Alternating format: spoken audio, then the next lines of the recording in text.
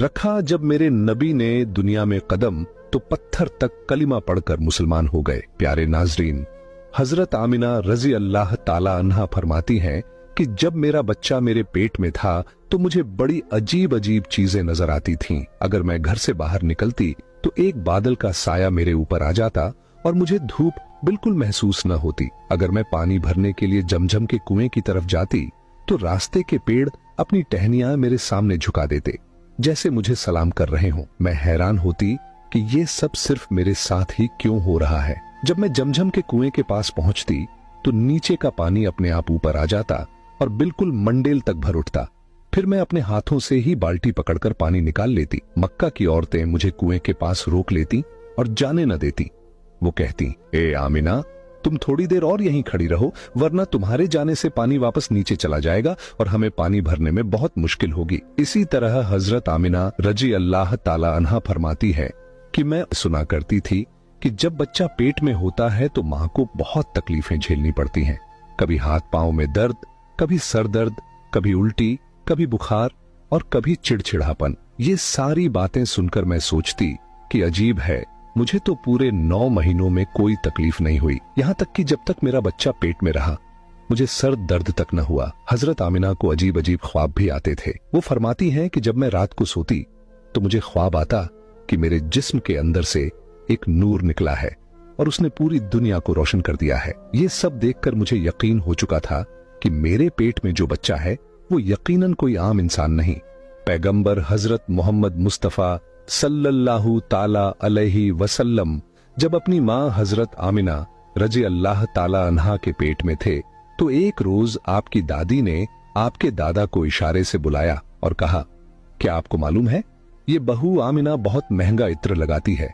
मैं तो परेशान हो चुकी हूँ, आप जरा आमिना से इस बारे में पूछिए। ये सुनकर आपके दादा ने कहा, इस बारे में तू ही पूछ लेती, तूने क्यों नहीं पूछा? तो आपकी दादी ने कहा, मैंने कई मर्तबा कोशिश की, लेकिन जब भी मैं आमिना के सामने जाती हूँ तो उसका नूरानी चेहरा देखकर खामोश हो जाती हूँ। आमिना के चेहरे पर इतनी चमक आ गई है कि मैं कुछ पूछ ही नहीं पाती, आप ही जाकर पूछ लीजिए। ये सुनकर आपके दादा ने कहा, तू औरत जात है, घर में रहती है, लेकिन मैं मर्द हूँ, घर से बाहर निकलता हूँ, मक्का में कुरैश का सरदार हूँ। जो भी मुझसे मिलता है पूछता है, ऐ अब्दुल मुत्तलिब, तुम्हारे घर से इतनी इत्र की खुशबू कहाँ से आती है? और हाँ, एक अजीब बात यह है कि इत्र की खुशबू वहीं से आती है जहां आमिना जाती है। अगर आमिना रसोई में जाती है तो खुशबू वहीं से आती है, अगर गुसलखाने में जाती है तो खुशबू वहीं से आती है, अगर बैठकी में जाती है तो खुशबू वहीं से आती है। और ये कोई मामूली इत्र नहीं है, न इराक का न मिस्र का, ये तो कोई खास ही इत्र है। इसके बाद आपके दादा हजरत अब्दुल मुत्तलिब ने हिम्मत की और आमिना को बुलाकर कहा, बेटी आमिना, तुझे पता है मैं कुरैश का सरदार हूँ, खाना ए काबा का मुतवल्ली हूँ, बड़ी इज्जत वाला हूँ। जहां भी जाता हूँ लोग पूछते हैं, ए अब्दुल मुत्तलिब, तेरे घर से इत्र की खुशबू कहाँ से आती है? बेटी, मैं तो इत्र नहीं लगाता, तेरी माँ भी इत्र नहीं लगाती, तू ये इत्र कहाँ से लाती है? ये सुनकर हजरत आमिना की आंखों में आंसू आ गए और वो बोली, अब्बा जान, मैं आपको क्या बताऊं, मैंने सारी जिंदगी कभी कोई इत्र नहीं लगाया, मुझे अच्छे और बुरे इत्र की पहचान भी नहीं, मैंने आज तक किसी इत्र वाले से इत्र नहीं खरीदा। मगर अब्बा जान, मैं आपको एक राज की बात बताती हूं। फिर हजरत आमिना ने अपने पेट पर हाथ रखा और कहा, अब्बा जान, ये सब इस आने वाले मेहमान की बरकत है, आपने तो सिर्फ खुशबू महसूस की है, अगर मैं आपको और बातें बता दूं तो आप मुझे दीवानी कहेंगे। ये सूरज कई बार मुझे सलाम करता है, ये चांद कई बार मुझे सलाम करता है, और यही नहीं, जब मैं सोती हूं तो ऐसी ऐसी औरतें मेरे सामने खड़ी होती हैं जिन्हें न मैंने कभी देखा और न आपने। वो औरतें मेरे ऊपर हवा करती हैं। हुजूर सल्लल्लाहु अलैहि वसल्लम के दादा हजरत अब्दुल मुत्तलिब दिन रात काबे के पास जाकर काबे का गिलाफ पकड़कर रो रो कर दुआ करते, या अल्लाह, मेरा बेटा अब्दुल्लाह इस दुनिया में नहीं रहा मगर उसके घर एक बच्चे की पैदाइश होने वाली है। या अल्लाह, इस बच्चे की हिफाजत फरमा और मेरे अब्दुल्लाह की नस्ल बाकी रखना। हुजूर सल्लल्लाहु अलैहि वसल्लम के सारे चाचा इसी इंतजार में रहते थे कि उनके भाई अब्दुल्लाह के घर बच्चा कब पैदा होगा। यहूदियों की किताब तौरात में लिखा हुआ था कि जब आखिरी नबी आने वाले होंगे तो उनकी पैदाइश से 10 दिन पहले आसमान पर एक लाल सितारा चमकेगा। जब हुजूर सल्लल्लाहु अलैहि वसल्लम की पैदाइश में 10 दिन बाकी थे तो आसमान पर वही लाल सितारा निकल आया। उसे देखकर यहूदियों में खलबली मच गई। उनके आलिम ने सब यहूदियों को जमा किया और कहा, देखो, आसमान पर लाल सितारा चमक रहा है, इसका मतलब है कि आखिरी नबी आने वाले हैं। जाओ और मालूम करो कि इस वक्त मदीना मुनव्वरा में किसके यहाँ लड़के की पैदाइश में 10 दिन बाकी हैं। यहूदी मदीने गए और मालूम किया तो बहुत सी औरतें हमल से थीं, मगर किसी का वक्त करीब नहीं आया था। किसी के 2 महीने बाकी थे, किसी के 4।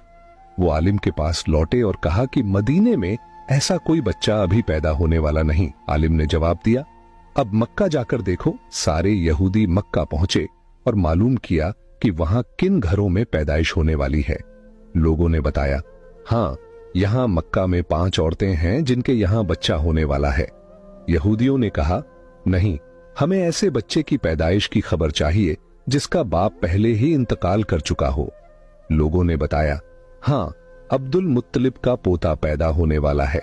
इस बच्चे के बाप अब्दुल्लाह कुछ महीने पहले ही दुनिया से चले गए। ये सुनकर यहूदियों की चीखें निकल गईं। वो रोते चिल्लाते अपने आलिम के पास पहुंचे और बोले, हाय अफसोस, आज नबूवत यहूदियों से निकलकर मक्का वालों को मिल गई। वक्त यूं ही गुजरता गया और आखिर वो दिन आया जिसका सबको बेसब्री से इंतजार था, जिसका इंतजार आसमान, जमीन, परिंदे और हर मखलूक कर रही थी। और फिर वो घड़ी आई। आज उस बच्चे की पैदाइश हुई जिसकी वजह से पूरी दुनिया बनाई गई। अगर वो न होते तो शायद ये दुनिया भी न होती। आज उस बच्चे की पैदाइश हुई जिसके लिए चांद 2 टुकड़ों में बांट दिया गया। आज उस बच्चे की पैदाइश हुई जिसकी खातिर सूरज को अपनी जगह पर रोक दिया गया। अल्लाह ने हुक्म दिया, ए सूरज, अभी मत डूबना, क्योंकि मेरे हबीब मोहम्मद सल्लल्लाहु अलैहि वसल्लम ने अभी असर की नमाज अदा नहीं की। आज उसी बच्चे की पैदाइश हुई जिसके पास पूरी जिंदगी में जिब्राइल अलैहिस्सलाम 26,000 बार तशरीफ लाए। रात गहरा चुकी थी। हजरत आमिना रजी अल्लाह ताला अन्हा के पेट में हल्का सा दर्द उठा। उन्हें महसूस हुआ, शायद आज मेरे बच्चे की पैदाइश होने वाली है। उन्होंने हजरत अब्दुल मुत्तलिब को ये खबर दी। हजरत अब्दुल मुत्तलिब ने मोहल्ले की दाई हजरत शिफा को बुलाकर कहा, आज रात तुम आमिना के साथ ही रहो, क्योंकि मेरे बेटे अब्दुल्लाह के घर बच्चा पैदा होने वाला है। रात धीरे धीरे गुजरती गई। चांद खामोश होकर बादलों में छुप गया। हजरत आमिना फरमाती है, जिस रात मेरे घर बच्चे की पैदाइश हुई उस वक्त गरीबी का ये आलम था कि चिराग में तेल जलाने के भी पैसे नहीं थे। यही वो गरीबी की रात थी जिसमें हमारे आका सल्लल्लाहु अलैहि वसल्लम इस दुनिया में तशरीफ लाए। उस रात हजरत अब्दुल मुत्तलिब और उनके सारे बेटे घर के बाहर बैठे रहे। वो सोचते रहे, अगर अब्दुल्लाह की बीवी के साथ कोई हादसा हो गया तो हम फौरन इलाज का इंतजाम करेंगे। पूरी रात कोई नहीं सोया। रात ढलती जा रही थी। चांद खामोश होकर डूब चुका था। हर तरफ अंधेरा ही अंधेरा था। घर के अंदर भी अंधेरा, घर के बाहर भी अंधेरा। सहरी का वक्त हो चुका था कि अचानक हजरत आमिना के पेट में तेज दर्द उठा और वो समझ गईं कि अब पैदाइश का वक्त आ गया है। उन्होंने दाई शिफा को आवाज दी, मुझे दर्द हो रहा है। 1 घंटा पैदाइश का वक्त गुजरा और फिर सुबह होने से कुछ पहले हमारे प्यारे आका सल्लल्लाहु अलैहि वसल्लम इस दुनिया में तशरीफ ले आए। हुजूर सल्लल्लाहु अलैहि वसल्लम की पैदाइश पर 3 बड़ी अजीब निशानियां सामने आईं, जिन्हें देखकर दाई शिफा भी हैरान रह गईं। पहली चीज, जब बच्चा पैदा होता है तो उसकी नाफ मां की आंत से जुड़ी होती है, मगर हमारे हुजूर सल्लल्लाहु अलैहि वसल्लम की नाफ मां की आंत से बिल्कुल अलग थी। दूसरी चीज, जब बच्चा पैदा होता है तो उसके साथ बहुत गंदगी निकलती है, लेकिन हमारे आका सल्लल्लाहु अलैहि वसल्लम जब पैदा हुए तो उनके साथ नजासत का एक कतरा भी नहीं निकला। तीसरी चीज, जब लड़का पैदा होता है तो उसका खतना नहीं हुआ होता, लेकिन हमारे प्यारे आका सल्लल्लाहु अलैहि वसल्लम का खतना मां के पेट के अंदर ही हो चुका था। दुनिया में आपका खतना नहीं किया गया। ये 3 बातें देखकर दाई शिफा घबरा गई और हजरत आमिना रजी अल्लाह ताला अन्हा से बोली, ए आमिना, मैंने अपनी सारी जिंदगी में ऐसा बच्चा नहीं देखा। फिर हजरत शिफा ने हुजूर सल्लल्लाहु अलैहि वसल्लम को अपनी गोद में लेकर दाई शिफा एक तरफ जमीन पर लिटा दिया। जैसे ही उन्होंने लिटाया, हुजूर नबी करीम सल्लल्लाहु अलैहि वसल्लम ने अचानक करवट बदली और घुटनों के बल झुककर सीधे सजदे में चले गए। ये देखकर हजरत आमिना रजी अल्लाह ताला अन्हा की हैरानी की इंतहा न रही।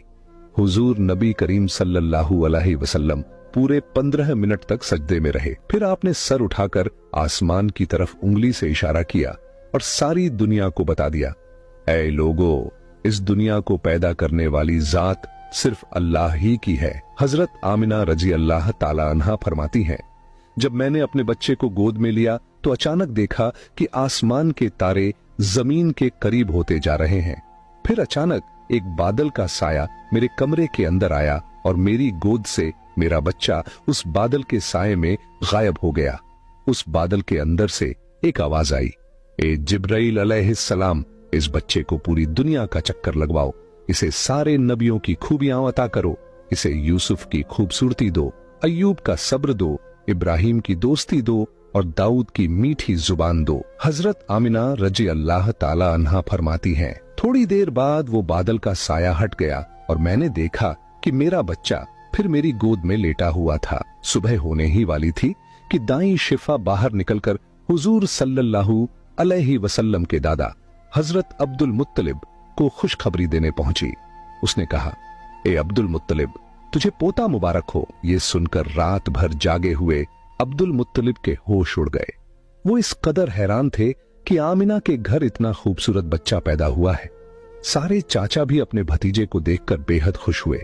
यहां तक कि जब अब्बू लहब की बांदी सौबिया ने जाकर अब्बू लहब को ये खुशखबरी सुनाई, ए अब्बू लहब, तुझे भतीजा मुबारक हो, तो ये सुनकर अब्बू लहब इतना खुश हुआ कि उसने अपनी बांदी सौबिया से कहा, जा, मैंने तुझे अपने भतीजे की खुशी में आजाद कर दिया। हजरत अब्दुल मुत्तलिब बहुत बूढ़े हो चुके थे, मगर खुशी इतनी ज्यादा थी कि वो अपने पोते को गोद में लिए काबा की तरफ दौड़ते चले गए। सारे मक्का वाले भी खुशी से नारे लगाने लगे। लेकिन अब्दुल मुत्तलिब ये कहां जानते थे कि उनका पोता वो इंसान है जिसकी खातिर अल्लाह ने ये पूरी दुनिया बनाई।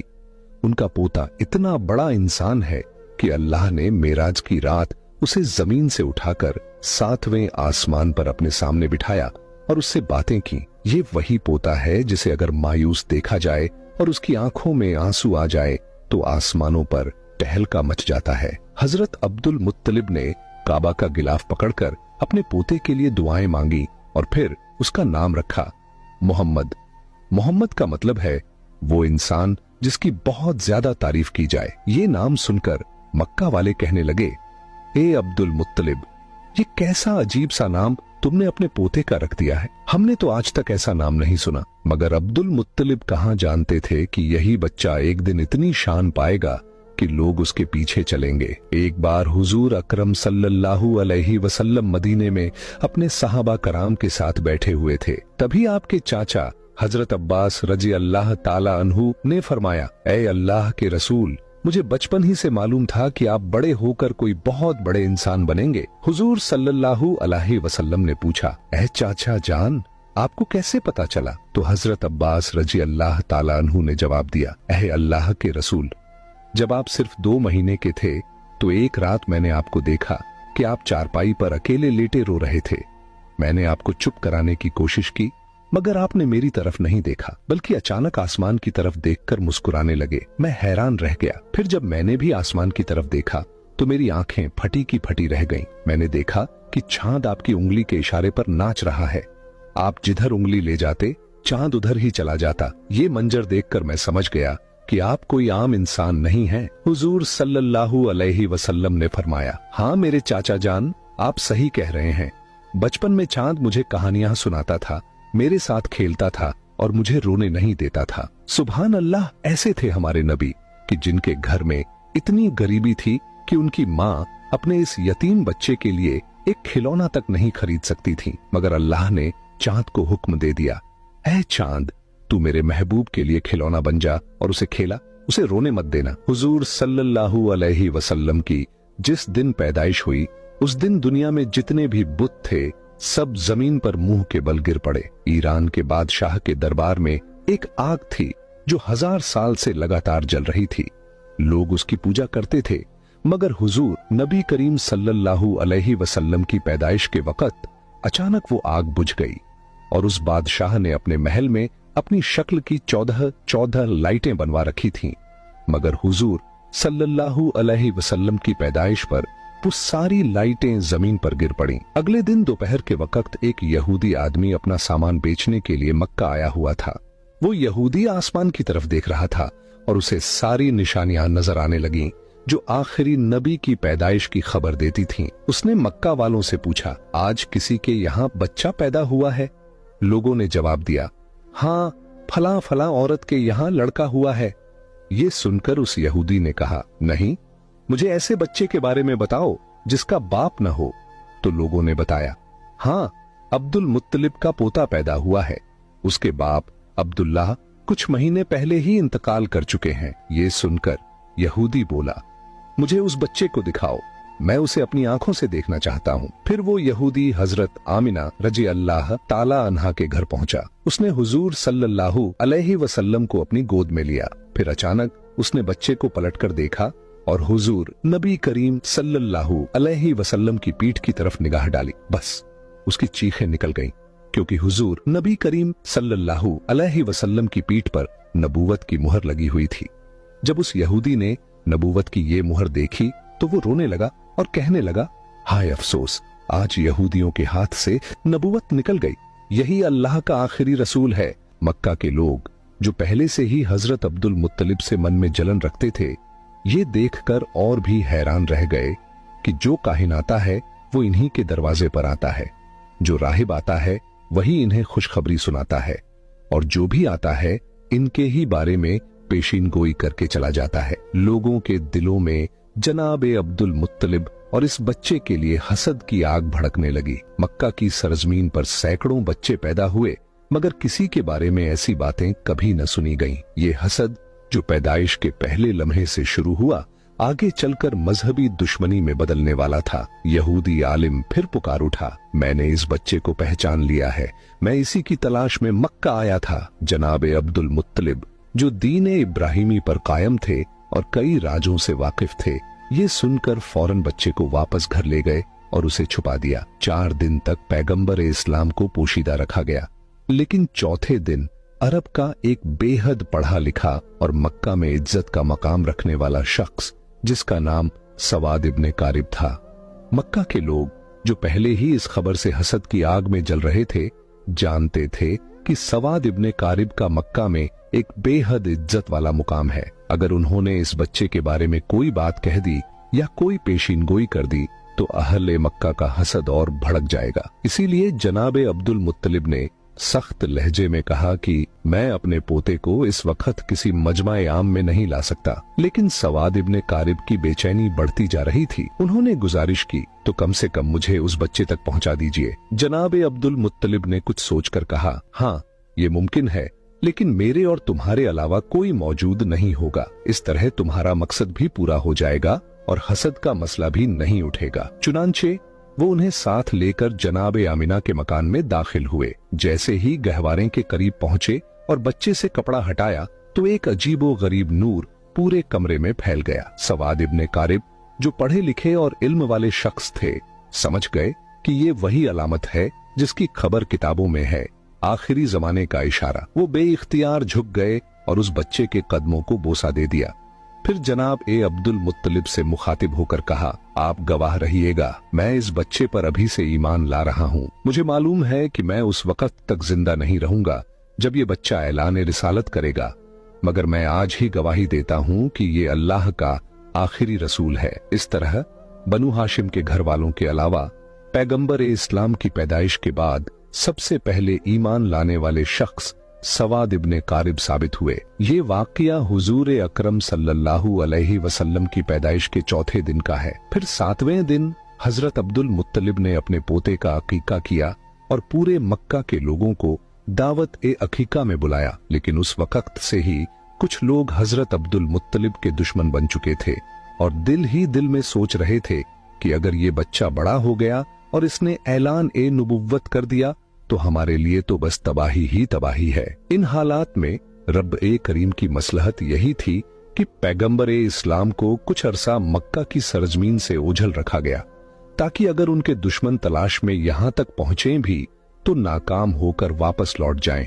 मगर दूसरी तरफ दुश्मनों का गिरोह लगातार हुजूर अकरम की तलाश में लगा हुआ था। हजरत अब्दुल मुत्तलिब जो दीन इब्राहिमी पर कायम थे और अपने वालिद जनाब हाशिम से कुछ ऐसे राज नबूवत भी हासिल कर चुके थे, उनमें से एक ये भी था कि इस बच्चे के दुश्मन बहुत ज्यादा होंगे, इसीलिए उन्हें हर हाल में इस बच्चे की हिफाजत करनी थी। यही वजह थी कि हजरत अब्दुल मुत्तलिब पैगंबर इस्लाम को मक्का से किसी और जगह मुंतकिल करना चाहते थे, खास तौर पर जब उन्हें मालूम हुआ कि अक्सर यहूदियों के काफिले मक्का आकर हालात का जायजा लेकर चले जाते हैं। अब सवाल उठता है कि ये यहूदी बार बार क्यों आ रहे थे? तो इसका जवाब ये है कि बहुत अरसा पहले से ही यहूदी पैगंबर इस्लाम की विलादत को रोकने की फिक्र में थे। अब्दे मुनाफ पर हमला हुआ, जनाब हाशिम पर हमला हुआ, जनाब अब्दुल मुत्तलिब पर हमला हुआ और यहां तक कि जनाब अब्दुल्लाह पर भी हमला हुआ। रिवायत में आता है कि जब जनाब अब्दुल्लाह की जवानी का जमाना आया तो यहूदियों की सारी साजिशों का मरकज यही था कि किसी तरह उन्हें कत्ल कर दिया जाए ताकि विलादत रसूल रुक जाए। यहूदी ये पहचान चुके थे कि जनाब अब्दुल्लाह ही पैगंबर इस्लाम के वालिद हैं। जनाब अब्दुल्लाह की शादी जनाब आमिना से हो गई। अब शादी के बाद यहूदी और परेशान हो गए कि अब क्या किया जाए, किसी न किसी तरीके से विलादत का सिलसिला रोकना है। इत्तेफाक से उन्हें एक मौका मिल गया। जनाब अब्दुल्लाह किसी काम के सिलसिले में मदीना गए और मदीना यहूदियों का गढ़ था। रिवायत के मुताबिक मदीना में जनाब अब्दुल्लाह पर हमला किया गया और जहर देकर उन्हें शहीद कर दिया गया। अब यहूदियों को एक इत्मीनान तो हो गया कि पैगंबर इस्लाम के वालिद तो शहीद हो चुके हैं, बस एक बात की तस्दीक करना बाकी थी कि पहले ये पक्का कर लिया जाए कि जनाब अब्दुल्लाह के यहाँ कोई औलाद है या नहीं। अगर मालूम हो जाए कि वो बे औलाद थे तो चैन की सांस लेकर अपने घर लौट जाए, लेकिन अगर पता चले कि उनके यहाँ कोई औलाद है तो फिर उसके कत्ल का इंतजाम किया जाए। यही सोचकर यहूदियों का एक गिरोह खास इसी काम के लिए मदीना से मक्का आया। वहां आकर उन्होंने छानबीन की और जब उन्हें ये पता चला कि जनाब अब्दुल्लाह का इंतकाल हो चुका है और उनके यहाँ कोई औलाद नहीं थी तो उन्होंने इत्मीनान का लंबा सांस लिया। फिर बड़े आराम से मदीना लौट गए। मदीने पहुंचकर मदीना से लेकर शाम तक जहां जहां यहूदी फैले हुए थे सबको ये खुशखबरी सुना दी, मुबारक हो, हमारे लिए जो खतरा था वो टल गया है। ये खबर पूरी दुनिया यहूद में फैला दी गई। मदीना से लेकर शाम तक जश्न मनाया गया और यहूदी बड़े मुतमिन हो गए, मगर उन्होंने एक बुनियादी गलती कर दी। ये तो मालूम कर लिया कि जनाब अब्दुल्लाह के इंतकाल के वक्त उनके यहाँ कोई बच्चा मौजूद नहीं था, लेकिन ये सोचना ही भूल गए कि कहीं जनाब आमिना हमला तो नहीं है और कुछ महीनों बाद बच्चा पैदा हो सकता है। इस तरफ उनका ध्यान गया ही नहीं, लिहाजा इत्मीनान से अपने घर लौट गए कि जनाब अब्दुल्लाह के यहाँ कोई औलाद नहीं है। लेकिन जब 12 रबीउल अव्वल को अजीबो गरीब वाकयात पेश आए तो आम लोगों को तो इसकी पूरी खबर न थी, मगर यहूदी उल्मा परेशान हो गए क्योंकि उन्होंने अपनी किताबों में पढ़ा था कि ये सारे वाकयात उसी जमाने में होंगे जब आखिरी रसूल की विलादत होगी। अब वो हैरान थे, ये कैसे हो गया, आखिरी रसूल कैसे पैदा हो गए, जबकि हम तो पूरे यकीन के साथ उनके वालिद को कत्ल कर चुके हैं और ये भी हम जान चुके थे कि उनके यहाँ कोई औलाद नहीं थी, तो फिर ये रसूल कहाँ से आ गए? उनकी किताब में तो साफ लिखा था कि आखिरी रसूल अब्दुल्लाह के यहाँ पैदा होंगे और उनके साथ अजीबो गरीब निशानियां वाक़े होंगी। अब वो उलझन और हैरत में डूब गए। अब्दुल्लाह के यहाँ तो रसूल पैदा नहीं हुए और अगर किसी और के यहाँ पैदा हुए हैं तो ये हमारी किताब के बिल्कुल बरक्स है। फौरन एक गिरोह तैयार किया गया ताकि मक्का जाकर तहकीक की जाए। जब ये लोग मक्का पहुंचे तो उस वक्त पैगंबर इस्लाम को मक्का से हजरत हलीमा सादिया के मकान में मुंतकिल किया जा चुका था और उनकी पैदाइश को 2 महीने गुजर चुके थे। अब ये यहूदी परेशान होकर तलाश करने लगे कि कौन सा बच्चा ऐसा है जो 2 माह पहले पैदा हुआ हो, मगर कोई भी बच्चा नजर नहीं आ रहा था। किसी से पूछना भी मुमकिन नहीं था क्योंकि मक्का में ये यहूदी 2 बार पहले साजिश कर चुके थे। एक बार जनाब अब्दुल्लाह पर हमला और उसके बाद जनाब आमिना के बारे में तहकीक। इसलिए अब मक्का वाले होशियार हो चुके थे, खास तौर पर बनु हाशिम का खानदान जो इन पर सख्त नजर रखे हुए था। यहूदियों का कोई गिरोह किसी से खुलकर सवाल नहीं कर सकता था, बस एक एक घर पर नजर रखते, मगर कोई 2 महीने का बच्चा कहीं नजर नहीं आता। नाकाम होकर वापस लौट जाते, फिर कभी आते कभी जाते और बार बार तहकीक करते, मगर हर बार नाकाम रहते, क्योंकि उस वक्त पैगंबर इस्लाम मक्का से बाहर थे। फिर जब नबी करीम 6 साल की उम्र में मक्का वापस आए, उस वक्त यहूदियों का एक गिरोह मक्का में मौजूद था। जब नबी करीम की उम्र 7 साल हुई तो एक दिन उसी गिरोह की नजर आप पर पड़ गई। जैसे ही उनकी नजर इस मासूम बच्चे पर पड़ी, वो हैरत से दंग रह गए। इस बच्चे का चलने का अंदाज, बोलने का लहजा बिल्कुल वही था जैसा कि तौरात में आखिरी नबी की सिफात के तौर पर लिखा गया था। और सबसे हैरत अंगेज बात यह थी कि इस बच्चे के सर पर हमेशा एक बादल का टुकड़ा साया फग्न रहता था। यहूदी आलिम ने बातचीत शुरू की और तौरात की किताब के मुताबिक कहा, आखिरी नबी की उम्र इस वक्त 7 साल होनी चाहिए। फिर उन्होंने आपस में तय किया, अगर यही बच्चा वाकई आखिरी नबी हुआ तो हमें उसे इस दुनिया से मिटाना होगा। उन्होंने तहकीकात की और मालूम हुआ यहूदियों का एक गिरोह मक्का आया हुआ था। उनकी नजर जैसे ही इस नौजवान पर पड़ी तो दंग रह गए। ये नौजवान जो अपने दादा और चाचा के साथ चल रहा था, उसके चलने का अंदाज, बात करने का तरीका बिल्कुल वही था जो उनकी किताबों में आखिरी रसूल के लिए लिखा हुआ था। उसके सर पर बादल साया किए हुए था। वो जिस दरख्त के करीब से गुजरता उसकी शाख झुक जाती, जिस पत्थर के पास जाता पत्थर कलाम करने लगता, और वो जिस तरफ भी जाता अगर राह में कोई रुकावट होती तो रुकावट खुद ब खुद हट जाती। यहूदियों को ये तो यकीन हो गया था कि ये बच्चा अब्दुल मुत्तलिब का पोता है, मगर उनके दिल में ये भी खौफ था कि कहीं पहले की तरह हम धोखा न खा जाएं। वो सोच रहे थे ऐसा न हो कि हम इस नौजवान को कत्ल करके मुतमिन हो जाएं और फिर 20 साल बाद पता चले कि रसूल तो अभी जिंदा है। इसलिए इस दफा वो 100% यकीन करना चाहते थे कि यही नौजवान अल्लाह का सच्चा पैगंबर है। उनकी किताबों में लिखा था और उन्हें इस बात का पूरा इल्म था कि जो भी अल्लाह का रसूल होगा, चाहे पहला हो या आखिरी, लुकमा ए हराम उसके हलक से नीचे नहीं उतर सकता, बल्कि हलक क्या, उसके होंठों तक भी नहीं पहुंच सकता। हराम के अलावा रिज्क ए मुश्तबह, यानी ऐसा रिज्क जिसका साफ पता न हो कि हलाल है या हराम, वो भी रसूल के होंठों को नहीं छू सकता। चुनांचे उन्होंने एक अजीब मंसूबा बनाया। मक्का में एक बेवा औरत रहती थी जिसका नाम जुबैदा था। उसने एक छोटा सा मुर्गी फार्म बना रखा था और मुर्गियों के अंडे बेचकर गुजारा करती थी। जो मुर्गी अंडे देने के काबिल न रहती उसे वो ज़बह करने के लिए बेच देती। यहूदियों ने सोचा ये एक ऐसा इम्तिहान है जिससे हमें पूरा यकीन हो जाएगा। रात के वक्त उन्होंने जुबैदा के घर में नकब लगाई और कुछ मुर्गियां चुरा लाए। अब जिन मुर्गियों को चोरी की नीयत से लिया वो तो रिज़्क़े हराम हो गईं, और जिनके बारे में ये सोचा कि बाद में उसकी कीमत अदा कर देंगे वो रिज़्क़े मुश्तबह हुई। फैसला ये था कि किसी की चीज उठा लेना अगर हराम की मंजिल पर न भी पहुंचे तो भी शक में जरूर आ जाता है।